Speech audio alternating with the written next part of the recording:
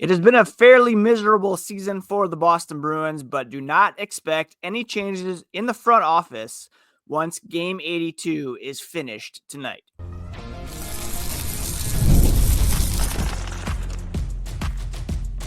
You're Locked On Bruins, your daily podcast on the Boston Bruins, part of the Locked On Podcast Network, your team every day. What is up, Bruins fans, and welcome back to the Locked On Boston Bruins podcast. I'm your host, Ian McLaren, and this is a daily show where we discuss all things Spoked Bee. Today is Tuesday, April 15th. Thank you so much for making Locked On Bruins your first listen every day, part of the Locked On Podcast Network, your team every day. And everydayers will know that you can also find the podcast on social media at Locked NHL Bruins. And you can find me, my hockey thoughts and dad jokes at Ian C. McLaren. I am a lifelong Boston Bruins fan. I've been covering this team for various outlets for 20 years, was a full-time hockey news writer for thescore.com for 5 years, and have been hosting this podcast since 2019. On the show today, we are going to preview tonight's regular season finale against the New Jersey Devils. We'll also touch on kind of big picture, what went wrong for this team this season, and also discuss the fact that there are no expected changes coming to the Boston Bruins front office. Now, on Monday, there were conflicting reports coming out on social media, one via Boston radio suggesting that a member of the Boston Bruins front office was going to resign tomorrow. So the Bruins play their final game here tonight against the New Jersey Devils, and it was reported on Boston radio that a member of the front office, at least one, was going to resign as early as tomorrow. What does that mean? Who could that be? It seems unlikely that Don Sweeney would just up and walk away after all the work that he did at the trade deadline to kind of tear things down. He's got the opportunity with a high draft pick coming and a lot of cap space to try to build things back up fairly quickly and hope for a turnaround for next season.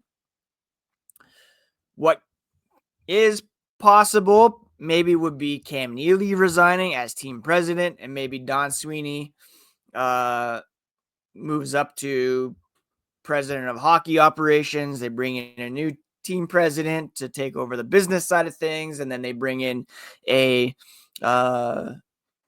new general manager. I mean, that's possible.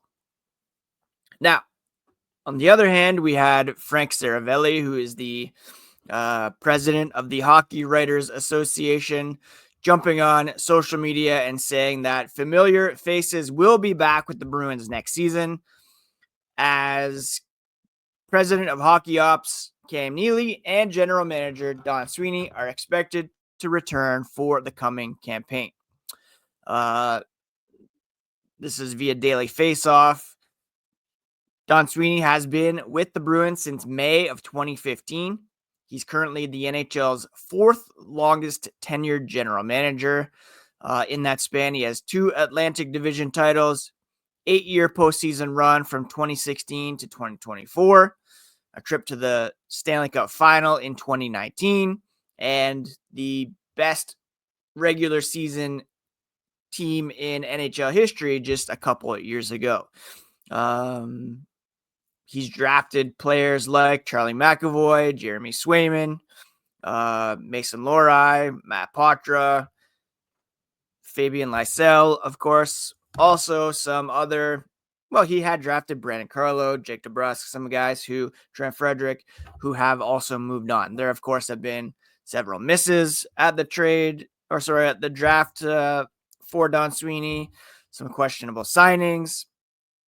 That's all something to kind of look back at if and when they do decide to part ways with Sweeney. But despite not being in a playoff spot this season, it appears as though, or the report is here from the president of the the Professional Hockey Writers Association, that Don Sweeney and Cam Neely will be back next season. Now, there's reason to doubt both of these sources, to be honest, and there's reason to believe that either could be true. That's the problem with reports, rumors, anonymous sources, etc., is that you can say that, but until we actually know, then it's all kind of speculation. And the Bruins, of course, are very tight-lipped about most things. There are very few leaks when it comes to signings or firings or trades, etc. And my belief is that it's probably more along the lines of what Frank Saravelli is reporting, that there will be no changes in the front office, or at least when it comes to the faces of the front office being Sweeney and Neely. Maybe there's some shuffling, but I think what we can expect is a new head coach next season. All due respect to interim head coach Joe Sacco, he's come in and done an okay job under the circumstances, but I don't think he's quite the guy to take this team to the next level or to guide them moving forward. I would like to see maybe a fresh new voice coming in, try to avoid some of the retreads around the NHL and bring someone in who can push the right buttons for this team. We've already heard the Jacobs come out and say that they believe in Sweeney and Neely. They believe in their vision. They believe in their track record. And while there are some very questionable things on their track records, you also can't deny some of the successes they've achieved as well. 2019 Stanley Cup, Game 7. You can't necessarily fault the front office for that loss. They built that team in 2023 and went above and beyond to shore up that group.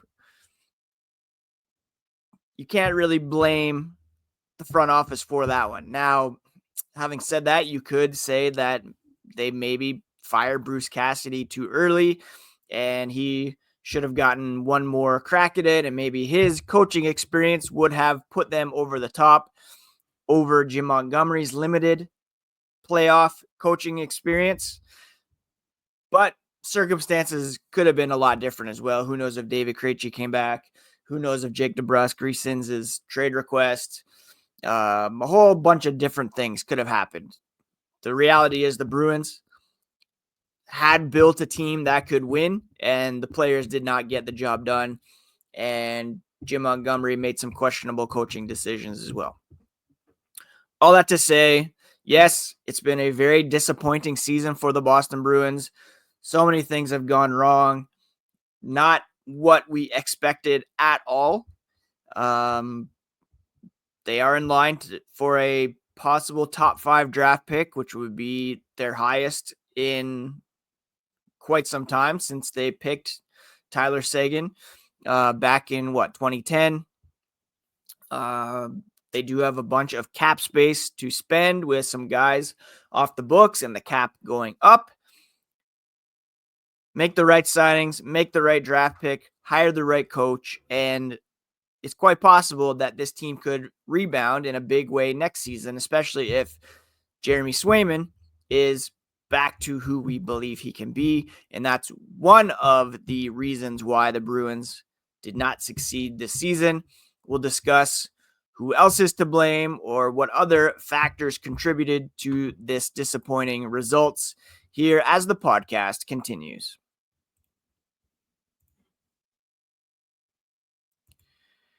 If you're looking for a snack that is both nutritious and delicious, all you need to do is crack into a good source of protein with Wonderful Pistachios.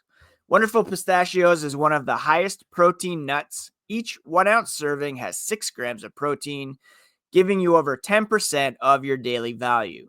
Plus, they're packed with fiber and better for you unsaturated fats to help you keep feeling fuller longer.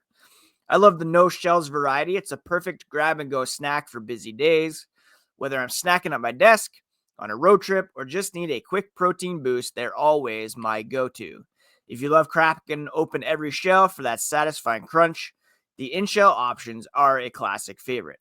Get snacking, get cracking with the snack that packs a protein punch. Visit wonderfulpistachios.com to learn more. Thanks so much once again for making Locked On Bruins part of your daily routine. Please do subscribe on your favorite podcast app. If you're watching on YouTube, hit that subscribe button, hit the like button, hit the notification button so that you never miss a thing. Become an everydayer and join the conversation here on Locked On Boston Bruins, because that's what we do. We talk about our favorite hockey team here every single day. Now, I talk about Don Sweeney, Cam Neely likely coming back. That's to be expected.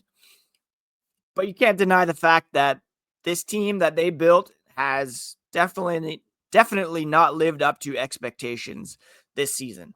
There's a whole list of reasons why, and we're going to go through these more in detail here as the offseason begins.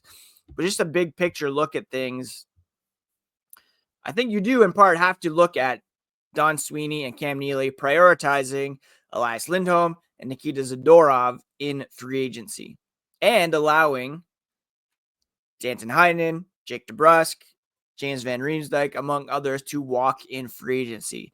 They prioritized defense over scoring.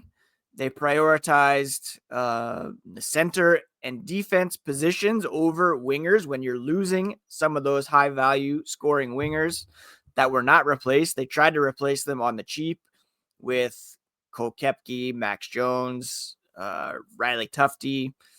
Koepke's got 10 goals, which is great, but the other one's already gone. The other's in the AHL. So when you look at this coming offseason and the space they have and the cap or the money that they will have to spend if they are going to be a cap team again, you wonder, okay, are these guys going to invest wisely because they didn't really last offseason? Now, having said that, to their credit, Zadorov has settled in, especially after the addition of Henry Jokiharju. That's been a very good pairing for the Bruins since the trade deadline. Elias Lindholm has discovered his offensive game and become a bit better playing alongside David Pastrnak. I think with the subtractions of Brad Marchand, Charlie Coyle, Brandon Carlo, it's elevated those guys into more of a leadership role with the team, and they've taken on the mantle of kind of being those core Bruins now. And I think that will help them coming into next season. When you sign with a new team, move to a new city, uproot your family, whole new atmosphere to get used to, team trainers, teammates, locker room dynamics, coaching staff, systems. It takes a while for players to acclimate to new teams. And we saw that with Lindholm and Zadorov, not only on the ice, but also as leaders on this team and guys who are going to be here for much longer than obviously those guys who were traded away. So those are factors. Maybe prioritizing wrongly in those free agent acquisitions, but also the time it takes for those guys to get used to playing for new teams. So that's something that was off to begin with. Not only that, but Lindholm was banged up in training camp and came into the regular season not getting those practice and exhibition game reps with his line mates. And it took him a while to find some consistent line mates. It seems as though he's found a home with Morgan Geekie and Pastrnak. Hopefully Geekie will be re-signed and we can deploy that as a top line here next season. Another big one, of course, was the Jeremy Swayman contract stalemate. That was a major distraction last summer, and it dragged into training camp. It was made very public. There was the Swayman coming out saying he wanted to reset the goalie market. There was Cam Neely coming out and saying there were 64 million reasons why he should have signed already. Very contentious, and it has affected Jeremy Swayman's performance this season. Not only that, but also the arbitration hearings and the fact that he took that very personally over the past couple of years, and the subtraction of Linus Ullmark, his duo partner in net, his very close friend. Ullmark's kids call him Uncle Sway, the goalie hugs, all of that. When we talk about the transition from new guys who signed coming in, we also have to talk about how trading players affects the guys that stay back, especially in a close relationship like that goaltending tandem. So that was another thing. Then you had Brad Marchand and David Pastrnak coming into training camp without their regular off-season regimens due to injuries. For Pastrnak, it was something that affected him at the World Championship, which Czechia won last summer, and I think he probably will go to try to defend that. You look back at how Pastrnak started the season, it wasn't super he wasn't super productive to begin the season. He had 10 points in October. He had 12 points in November, 15 in December. It wasn't until January that he really started to pop off. 24 points then, 18 points here in April in just 7 games. So we started off a bit slow. That certainly kept the Bruins from, they had some scoring issues to begin the season. Power play issues, all that. So those were factors. Then you had, of course, the Jim Montgomery situation where he was let go, quickly hired in St. Louis. There's the belief there that he always had in mind to go to St. Louis, or he was unwilling to sign a contract extension, or the Boston Bruins came in too low with their offer. For whatever reason, that relationship dissolved. He was let go, and now the St. Louis Blues, as Bessie makes an appearance here on the podcast, are on the verge of making the playoffs while the Bruins are outside looking in. Then we have Hampus Lindholm getting injured early on in the season. He only played like a dozen games. That was a huge hit for the Bruins. You had Charlie McAvoy, of course, getting injured at the Four Nations faceoff. And then ultimately, what really put the Bruins down was the decision to sell at the trade deadline. This team was in the playoff mix around that time, but Sweeney, Neely made the decision to trade Trent Frederick, to trade Justin Brazeau, to trade Brandon Carlo, Charlie Coyle, and then, of course, Brad Marchand right at the deadline going to the Florida Panthers. Now, they did bring in some good pieces that they can move forward with. Very excited about Fraser Minton. Very excited about Casey Middlestat. Marat Hustnudinov has some potential. There's some guys here that will be given a chance to succeed next season, but there's going to be some major additions that need to be made, and I hope that they will sign some, like at least one prominent high-scoring winger, maybe another center. We'll have to see what happens here, but that kind of in a nutshell, talking about wonderful pistachios, is what went wrong for the Boston Bruins. Let me know if I missed anything. Hit me up in the comments. Send a message on social media. What else went wrong for the Bruins? Who else is to blame? They have one game remaining. It's tonight against the New Jersey Devils, and we'll preview that one here as the podcast continues.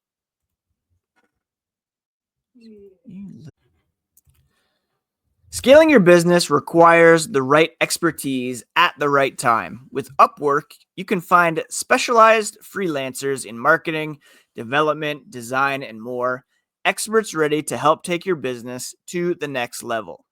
Upwork gives businesses flexibility by connecting them with top freelance talent across multiple industries, including IT, AI, web development, and marketing. Whether you need extra hands for a project or a long-term partner, Upwork makes hiring simple and affordable. Posting a job is free and simple, and within a day, multiple qualified candidates to choose from will appear in your inbox. Visit upwork.com right now and post your job for free. That's upwork.com to connect with top talent and grow your business today.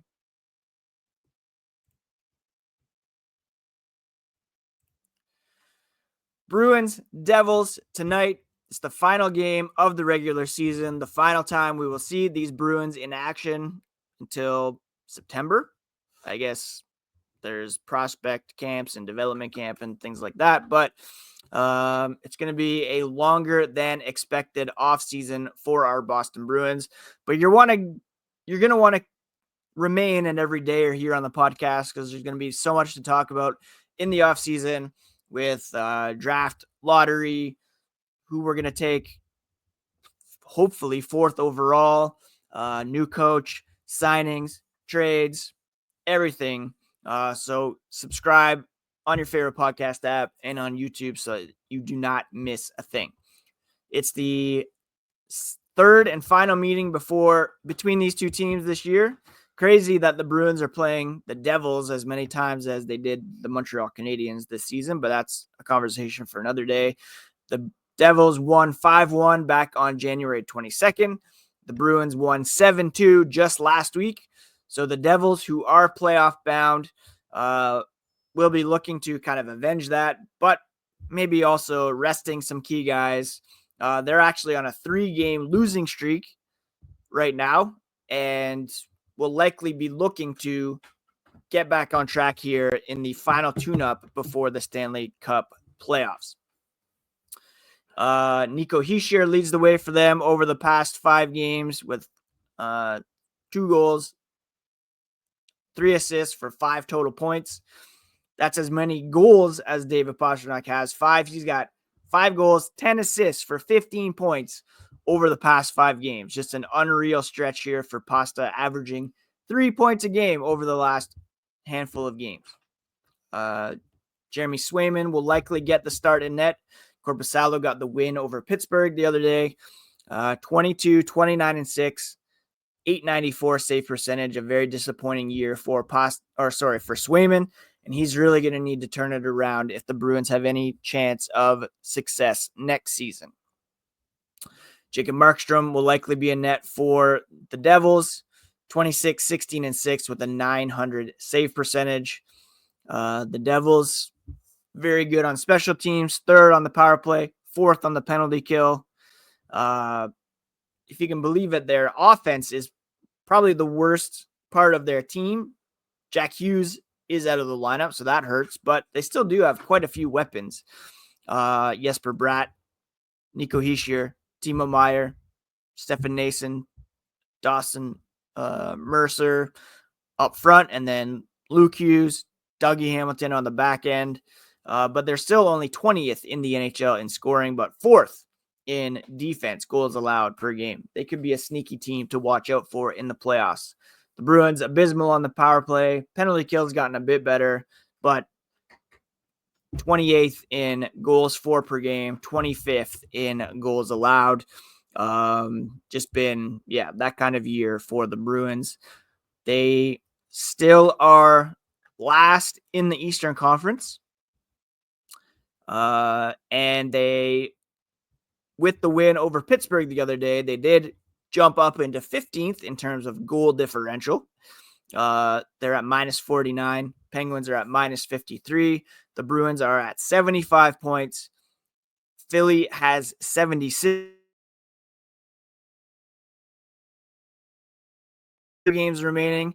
So a Bruins loss would help them stay at the bottom, of course. If they win, they would need Philly and Buffalo to at least win one more game apiece in order to stay in that 4 spot when it comes to the Tankathon. Bruins right now in that 4 spot. Seattle has 1 game remaining. They're at 76 points as well. So the Bruins, technically could move down to as low as 6th or 7th, depending on what Philly and Buffalo do. Seattle has 1 game remaining. Like I said, I think it's against the Kings, I want to say. But the Bruins right now, 9.5% chance of getting that number 1 overall pick. Anything in the top 5 would be fantastic, as there's going to be some great players to choose from. Tomorrow on the podcast, we will recap whatever happens in tonight's game. We'll also discuss the 7th Player of the Year award that will be handed out tonight. If it doesn't go to Morgan Geekie, then there is truly something wrong. I mentioned kind of Pasternak off to that slow start to begin the season. Don't forget, Morgan Geekie was scratched often early on and has rebounded with this 30-plus goal season, which nobody saw coming. If you're talking about players exceeding expectations, there's no doubt that he is that guy. So we'll discuss the game, that award, any fallout from the regular season. Hey, if there is a change at the front office or Joe Sacco is officially let go, whatever happens, keep it locked to Locked On Boston Bruins, because you will get the very latest on our favorite hockey team. Now, thank you again for making Locked On Bruins your first listen today. For your second listen, check out all the new Locked On NHL Game Night episodes, every game, every night until a Stanley Cup champion is crowned. Get local analysis on a national scale. Find NHL Game Night on Locked On NHL on YouTube, wherever you listen to podcasts. Happy Tuesday. Take care of yourselves. Take care of each other. And we'll talk to you again here on the next episode of Locked On Boston Bruins, part of the Locked On Podcast Network, your team every day.